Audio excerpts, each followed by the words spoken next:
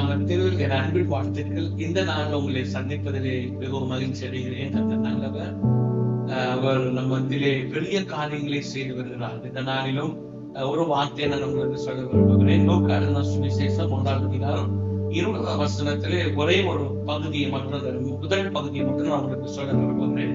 தகுந்த காலத்தில் நிறைவேற போகிற என் வார்த்தைகள் அப்படின்னு சொல்லப்பட்டிருக்கிறது. தகுந்த காலத்திலே நிறைவேற போகிற என் வார்த்தைகள் அப்படின்னு லூக்கா அந்த 1:20 முதல் பகுதியிலே ஒரு வேத பகுதியிலே சொல்லப்பட்டிருக்கிறது.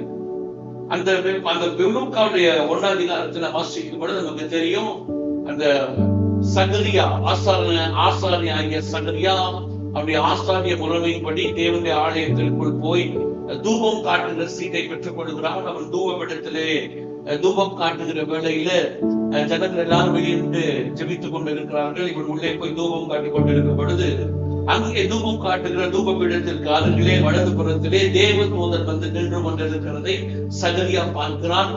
சகரியா பார்த்த உடனே தேவதூதன் அவனிடத்திலே பேசுகிறான். என்ன பேசுறது சொன்னால், தூதன் அவனை நோக்கி, சகரியாவே பயப்படாதே, உன்னுடைய வேண்டுதல் கேட்கப்பட்டது, உன் மனைவி எலிசபெத் உனக்கு ஒரு குமாரனை பெறுவார் என்று, அவனுக்கு யோவான் என்று பெயரிடுவாங்க என்று அந்த நற்செய்தியை யோவான் சகரியாவிற்கு தேவதூதன் சொல்லிக் கொண்டிருக்கிறதை நாம் இந்த வேத பகுதியில வாசிக்கிறோம்.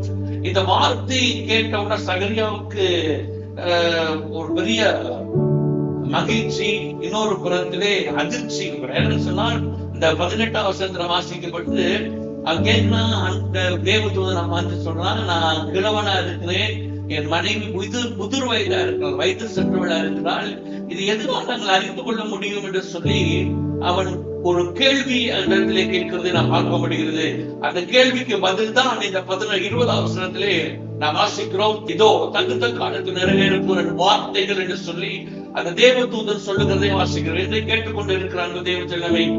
இந்த வார்த்தை சகரியாவை நோக்கி வருகிறது, வாக்குத்தத்தம் வருகிறது. சகரியாவுக்கு ஒரு அருமையான ஒரு தீர்க்க தரிசனம் வருகிறது. சகரியாவுக்கு ஒரு வார்த்தை வருகிறது. என்ன வார்த்தை என்று சொன்னால், இதோ உன்னுடைய மனைவி எலிசபெத் குமாரனை பெறுவார் என்று சொன்ன வார்த்தை வரும் பொழுது சகரியாவுடைய சூழலை இங்க பாத்தீங்கன்னா, அவன் முதிர் வயதா இருக்கிறான், அவனுடைய மனைவி வயது சென்றவளா இருக்கிறாள், குழந்தை பெற்றுக் கொள்ளக்கூடிய எந்த தகுதியுமே இல்லை அவர்களுக்கு.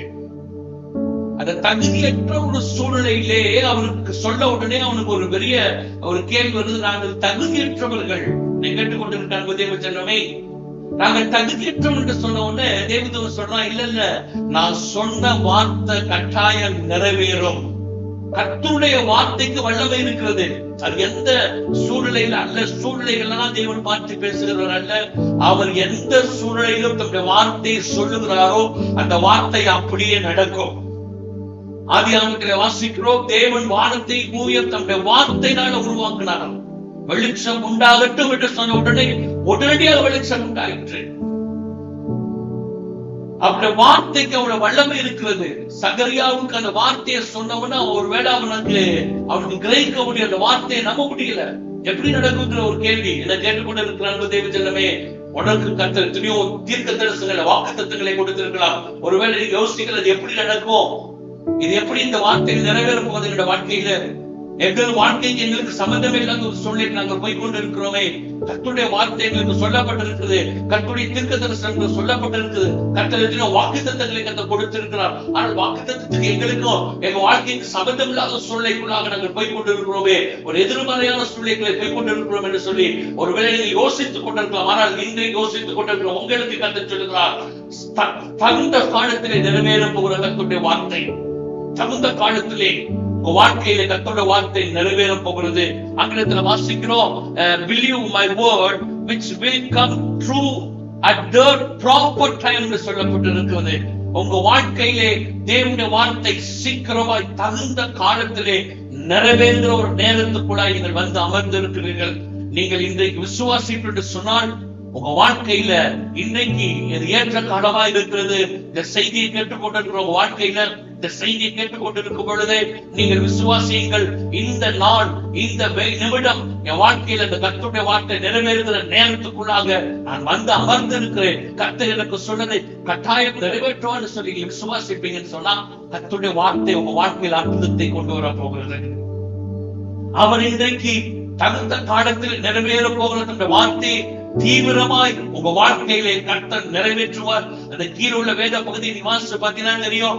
அவர் திரும்ப ஆசாரியனுடைய வேலையை முடித்து தன் வீட்டுக்கு போகிறார். அது வேதம் சொல்கிறது, எலிசபெத் அவள் கர்ப்பவதி ஆகினாள் என்று சொல்லப்பட்டிருக்கிறது. அவள் 24 வசனம் சொல்லுகிறது, எலிசபெத் கர்ப்பவதி ஆனாள் என்று சொல்லப்பட்டிருக்கிறது. தகுந்த காலத்திலே தேவன் தன்னுடைய வார்த்தையை அவருடைய வாழ்க்கையிலே நிறைவேற்றினதை பார்க்க முடிகிறது.